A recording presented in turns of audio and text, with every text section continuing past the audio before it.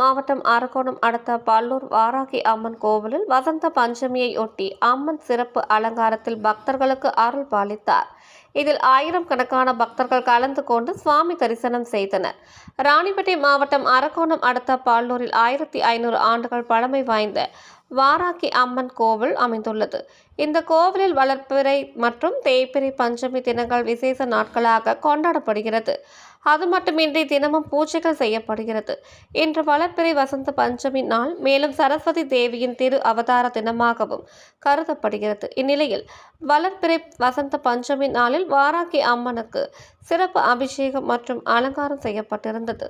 வசந்த பஞ்சமி நாளில் பல்வேறு வேண்டுதலுக்காக ஆண்களும் பெண்களும் குடும்பத்தினருடன் கோவிலுக்கு முன்பாக வாழை இலையில் பச்சரிசி பரப்பி பூசணிக்காய் அல்லது தேங்காய் உடைத்து அதில் நெய் அல்லது எண்ணெய் ஊற்றி தீபம் ஏற்றி அம்மனை வழிபட்டனர்.